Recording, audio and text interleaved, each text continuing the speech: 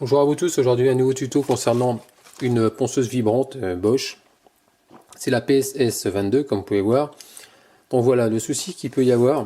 Donc je l'ai déjà nettoyé une première fois, donc je vais la nettoyer une deuxième fois pour vous parce que je voulais vous montrer.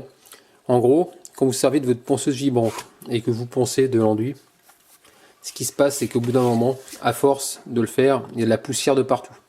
La poussière elle s'incruste à l'intérieur, donc la partie noire c'est une partie qui tourne quand vous la démarrez. Et au bout d'un moment, ce qui se passe, c'est que ça a du mal à tourner. Ça finit par s'enrayer, hein, ça tourne plus du tout. Le moteur tourne par contre, partie électrique ça va tourner, mais ça force, ça force, ça force, et c'est un coup à la cramer définitivement. Donc je vais vous montrer ce que j'ai fait comme manipulation l'autre fois. Donc je vais vous montrer, je vais carrément la désosser, comme ça vous allez voir exactement ce qui se passe. Et quelle partie nettoyer. Donc c'est parti, on va... Donc à l'aide d'un tournevis cruciforme, il faut démonter toutes les vis qui y a autour. 1, 2, 3, 4, 5, 6, 7. Voilà. Donc je les ai desserrés à la main, hein, au tournevis je veux dire.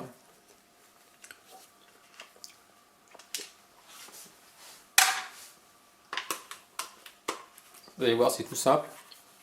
Et ça va permettre de garder votre machine en bon état.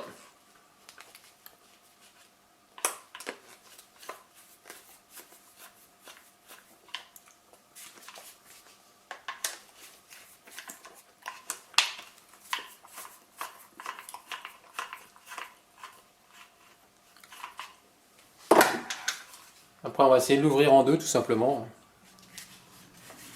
Si on y arrive. Alors elle va pas venir d'un seul coup. Ah super, les vis qui tombent par terre.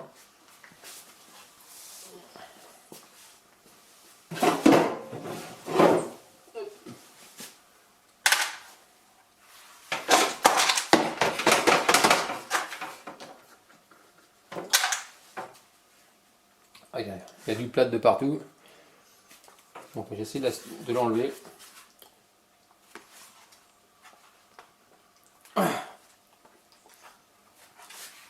Avec l'aide d'un tournevis plat aussi, on peut le faire. En insérant doucement et en écartant un peu. Sauf qu'en bas, vous allez voir en bas, ça va être plus compliqué parce qu'il y a deux parties qui sont en travers, qui vont empêcher l'ouverture totale.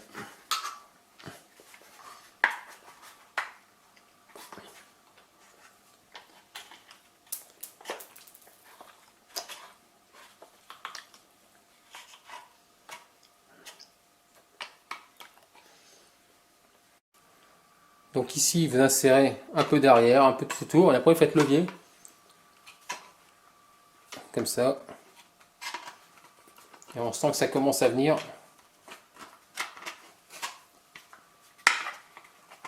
Vous voyez la partie blanche, c'est ça qui maintient les deux parties. Et pareil de l'autre côté, on a exactement la même chose vers l'intérieur. Je ne sais pas si vous voyez ici. Là. Voilà.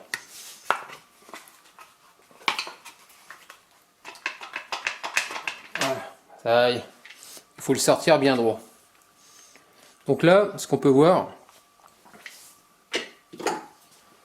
donc la partie mobile, tout simplement, qui tourne quand on la branche.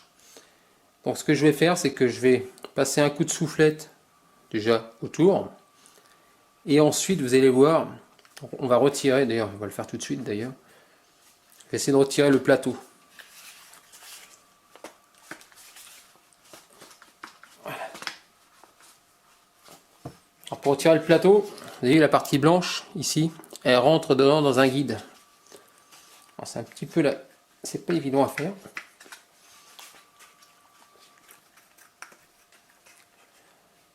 Donc on va retirer aussi la partie, les deux vis qu'il y a là. Pourquoi? Parce qu'il y a des roulements dedans. Et c'est là-dedans qu'il y a du plâtre qui finit par rentrer. D'où la difficulté de faire tourner après votre partie mobile. Donc ce que je vais faire, c'est que je vais retirer les deux vis.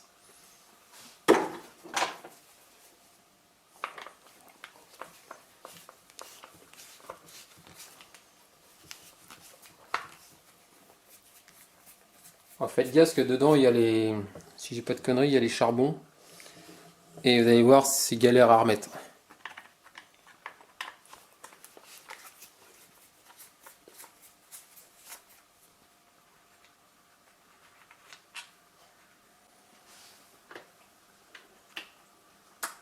Voilà. Là, on va retirer tout l'ensemble.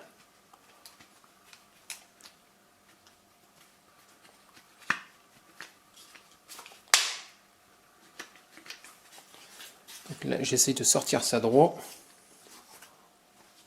Bon, ça a tendance à se mettre en torsion et c'est un peu... Voilà. Donc là, il y a la partie E qui se barre. Et là, on va pouvoir retirer le plateau tout simplement. Voilà. Donc là, maintenant, ce qu'on va faire, c'est qu'ici... je dis pas de bêtises. Voilà, dans le plateau, vous pouvez voir, il y a une petite cage à aiguille. Et des fois, ça a tendance à se gripper, parce qu'il y a du plâtre qui rentre dedans, de l'enduit. Donc après, il va falloir qu'on le lubrifie un peu tout simplement, bien nettoyer. Et sur la partie haute aussi, cette partie mobile, elle a tendance à se retrouver. Vous avez vu? Il y a un sens par contre. Et il y a une cage aiguille dedans aussi. Et ça, c'était tout plein de plâtre. Donc on va tout nettoyer. Allez, c'est parti. Il y a juste ça à faire. Vous avez, votre machine, elle va remarcher après.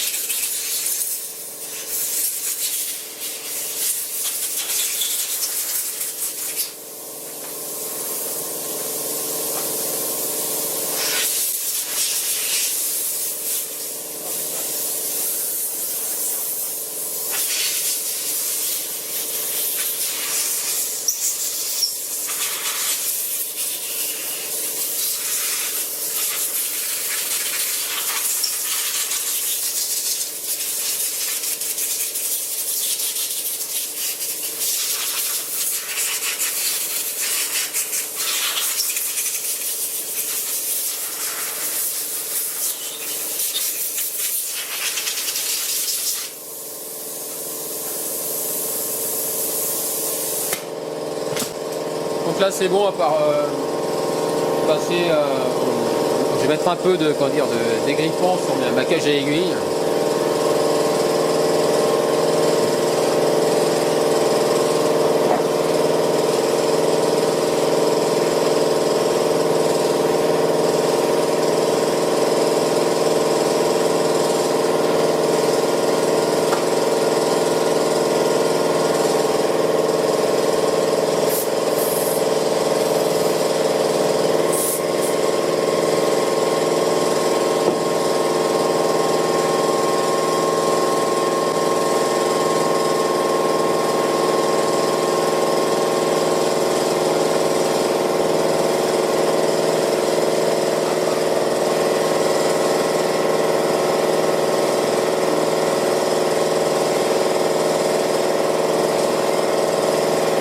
Il m'est arrivé une tuile, j'ai perdu un des charbons qui est là. Hein. Il y en a deux, un là et un autre là. Bon, il a dû tomber, je vais le chercher. Donc là, le plus dur, c'est de remettre en place. C'est-à-dire que là, dedans, on voit les charbons. On va falloir les pousser au maximum vers l'extrémité. Venir sur votre on appelle ça, sur la partie, hein, sur cette partie-là, à facette, l'écarter pour pouvoir le rentrer complètement. Et puis lui, il est en train de se barrer, super. Alors, je vais le mettre comme ça.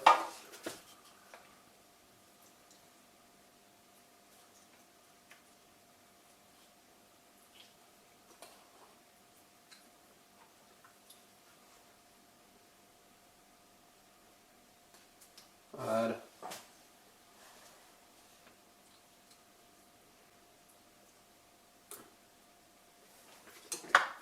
À l'aide d'un tournevis, on va essayer de pousser au maximum.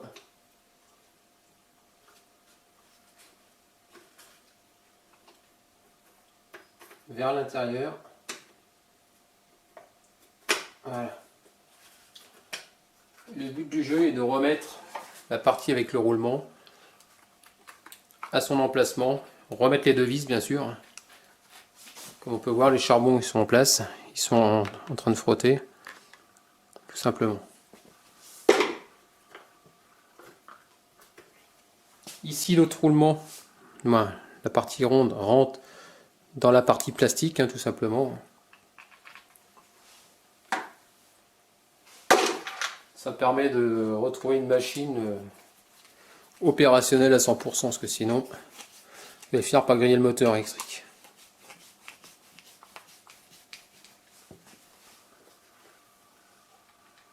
Il n'y en a pas pour longtemps, mais quand c'est plein de plâtre, un bon entretien, ça permettra la longévité, sa durée de vie. Voilà. Donc là, les parties blanches qu'on peut voir ici, comme là, vous avez les rails qui se trouvent là, hein, de chaque côté. Bien sûr, je vais mettre un peu.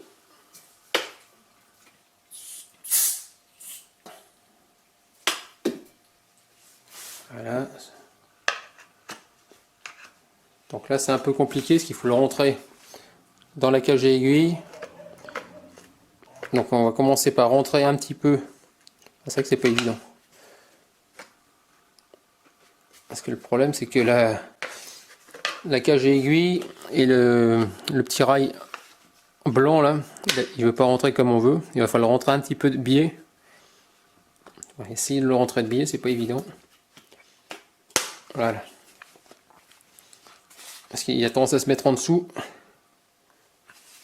Il faut contorsionner un tout petit peu. Voilà. Ça se met bien, il n'y a pas de problème. Il faut le rentrer droit. Voilà. Donc là, il est à fond apparemment. Donc on va remettre l'autre partie.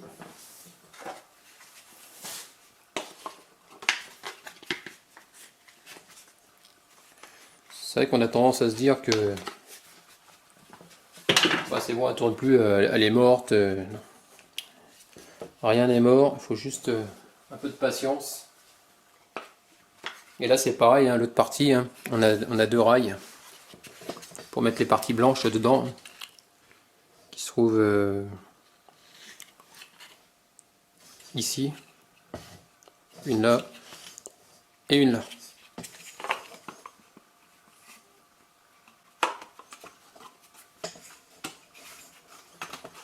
On resserre tout ça.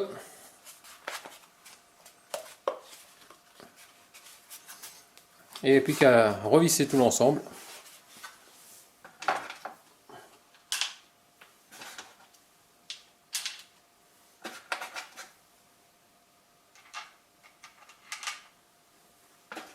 Voilà.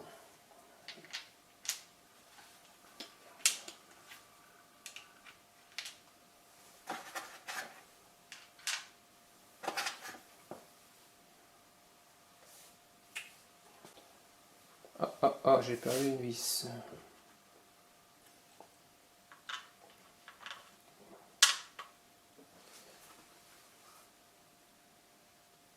Ouais, j'ai perdu une vis. C'est pas grave, on va en remettre une.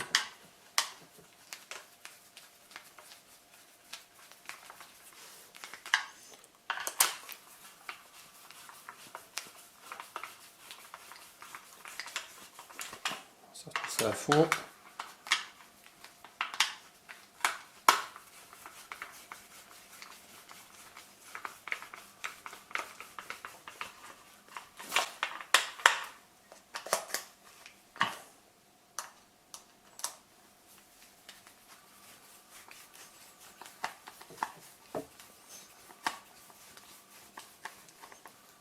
Voilà.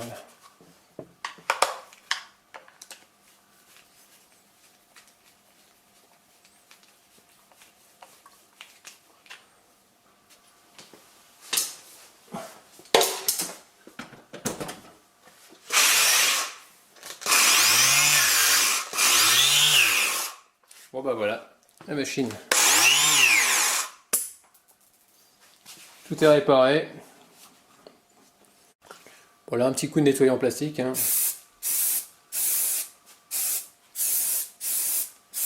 Voilà.